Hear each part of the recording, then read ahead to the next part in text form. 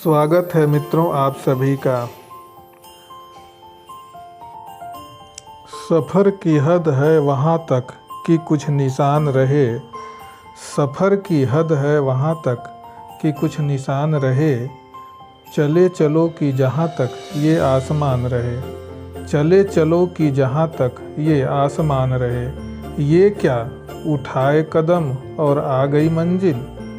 ये क्या उठाए कदम और आ गई मंजिल। मज़ा तो तब है कि पैरों में कुछ थकान रहे। मज़ा तो तब है कि कुछ पैरों में थकान रहे। स्वागत है मित्रों आप सभी का। आप सुन रहे हैं बेसिक साइंस लर्निंग। सभी को नमस्कार। मित्रों आप सुन रहे हैं विज्ञान के कक्षा 7 के इकाई 17 बल एवं यंत्र के बारे में।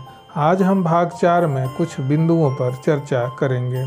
मित्रों हमने बल के बारे में पढ़ा है। बल के बारे में हमने यह जाना कि बल वह कारक अर्थात धक्का या खिंचाव है जो एक वस्तु दूसरे वस्तु पर आरोपित करती है। हमने बल के क्या प्रभाव होते हैं इसके बारे में भी हमने जाना। हमने यह जाना कि बल लगाकर किसी स्थिर वस्तु को गति दिया जा सकता है और गति करने वाली वस्तु को हम रोक सकते हैं। उसी प्रकार किसी गतिमान वस्तु की चाल में हम परिवर्तन कर सकते हैं अर्थात उसकी चाल को धीरे कर सकते हैं और उसकी चाल को बढ़ा भी सकते हैं। इस प्रकार हम बल लगाकर ऐसा कर सकते हैं। हमने यह भी जाना कि बल लगाकर हम किसी वस्तु के आकृति एवं आकार में परिवर्तन भी कर सकते हैं। बच्चे आप लोग प्रतिदिन कोई न कोई क्रियाकलाप करते हैं, चाहे स्कूल कुर्सी सरकाना, शेल्फ सरकाना या डेस्क मेज सरकाना या ठेले खींचना या साइकिल पर चलना। ये सभी क्रियाकलाप जो होते हैं वह बल के कारण ही संभव हो पाते हैं। चाहे किसी वस्तु को सरकाएं या लुढ़काएं, ये सभी जो कार्य होते हैं वह बल के कारण ही हो पाते हैं। हमने बल के प्रकार के बारे में भी चर्चा की थी।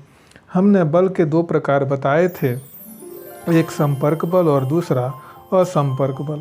संपर्क बल में हमने यह बताया था कि जब बल लगाने वाली वस्तु तथा जिस वस्तु पर बल लगाया जा रहा है दोनों संपर्क में हो तो ऐसा संपर्क बल कहलाता है।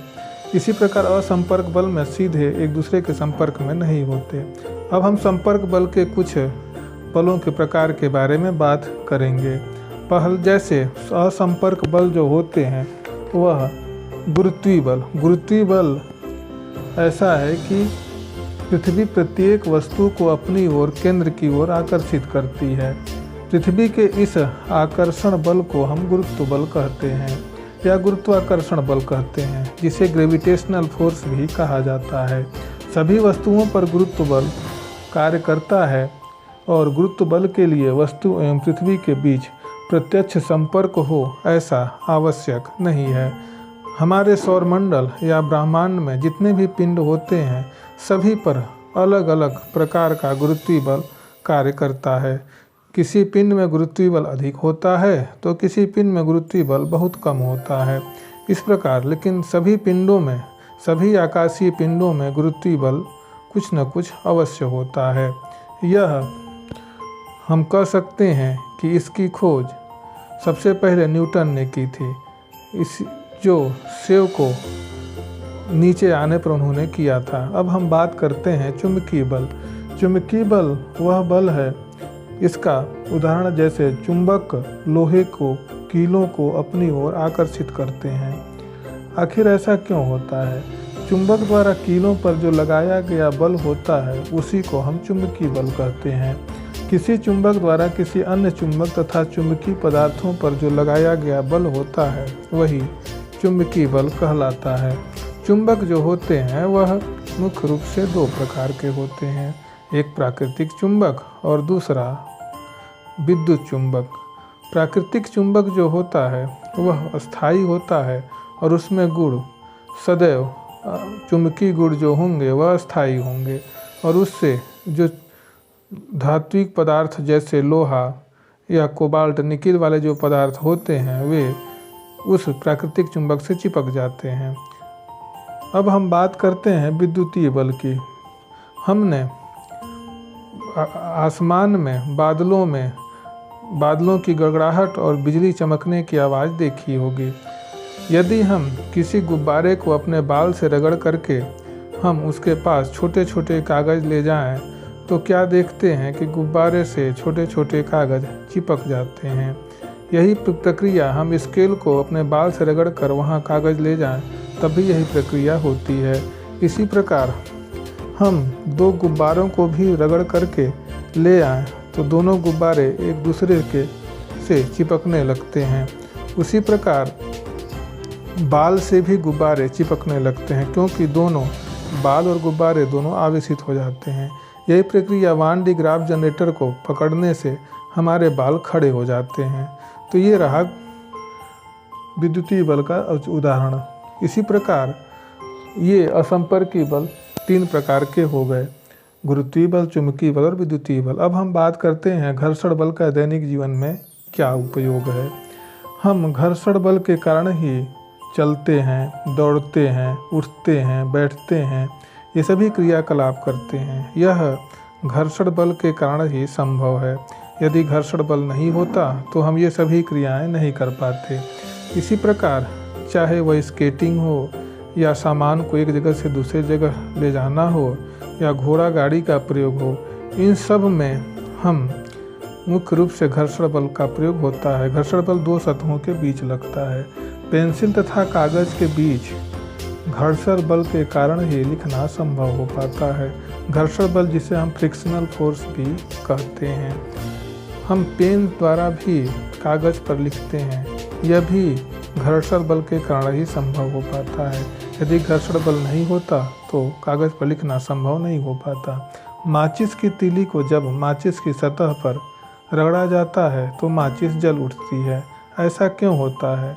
ऐसा इसलिए होता है कि माचिस की तीली और माचिस की सतह के बीच घर्षण बल कार्य करता है, जिसके कारण वह जल जाती है। उसी प्रकार मोटर कार, बस तथा अन्य वाहन के पहिए जो होते हैं तथा सड़क के सतह के बीच जो घर्षण बल होता है, उसके कारण ही चलना संभव हो पाता है। यदि घर्षण बल नहीं होता तो पहियों और सड़क के बीच घर्षण बल कार्य नहीं करता तो गाड़ियाँ सड़क करके किनारे लग सकती थी और एक्सीडेंट अर्थात दुर्घटना भी हो सकती थी। उसी प्रकार दांतेदार आरी तथा लकड़ी के बीच जो घर्षण बल कार्य करता है, वह घर्षण बल के कारण ही आरी लकड़ी को विभिन्न आकृतियों में काट डालता है। इसी प्रकार घर्षण बल के कई सारे उदाहरण हैं जिनका उपयोग हम दैनिक जीवन में करते हैं। अब घर्षण बल से क्या क्या हानियां हैं उसके बारे में भी हम आगे बता रहे हैं। घर्षण बल से हानि भी कई तरह की होती है। कभी कभी होता क्या है कि हम स्नान गृह में चिकनी फर्श पर रबर की चप्पल पहन करके जब जाते हैं तो चलने में फिसल कर गिर जाते हैं। ऐसा इसलिए होता है क्योंकि घर्षण बल चिकनी सतह पर कम हो जाती है और हम फिसल करके गिर जाते हैं। उसी प्रकार बर्फ़ की सतह चिकनी होती है, फलस्वरूप बर्फ़ की सतह पर घर्षण बल कम होता है, अतः उस पर हम साधारण रूप से चल या दौड़ नहीं सकते हैं।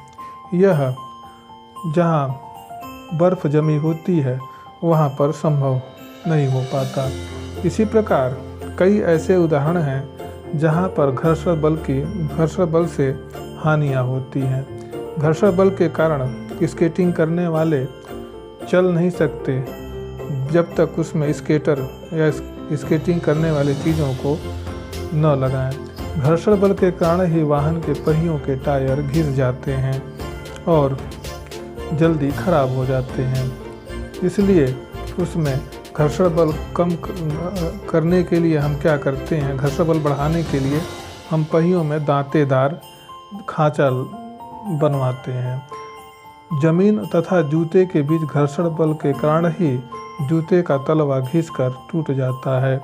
इसी प्रकार घर्षण बल के कारण ही विभिन्न प्रकार के जो मशीनों के कलपुर्जे होते हैं वह भी घिसकर टूट जाते हैं और कई मशीनें खराब हो जाती हैं। इसलिए उसमें स्नेहक का प्रयोग, लुब्रिकेंट का प्रयोग किया जाता है, जिससे मशीनों के कलपुर्जों के बीच घर्षण बल कम कार्य करे और जल्दी कलपुर्जे न टूटें। क्योंकि मशीन के कलपुर्जों के टूटने से कभी भी खतरा उत्पन्न हो सकता है। गर्मी के दिनों में तेज हवा के कारण पेड़ों की सूखी डालियां अथवा पत्तियों के बीच घर्षण बल के कारण जंगलों में आग लग जाती है। यह आग जो लगती है दो तनों के बीच जो घर्षण बल के कारण ही होती है, क्योंकि गर्मी के दिनों में तेज हवा और लू चलती है। लू चलने के कारण ही दोनों डालियां जब घिसती हैं तो उनमें आग पकड़ लेता है, जिससे जंगल के जंगल जलकर पूरी तरह से खाक हो जाते हैं। ये सब जो भी उदाहरण हैं ये सब घर्षण बल के हानियाँ हैं। तो मित्रों, आज के इस एपिसोड में बस इतना ही। अगले एपिसोड में हम फिर मिलेंगे। धन्यवाद।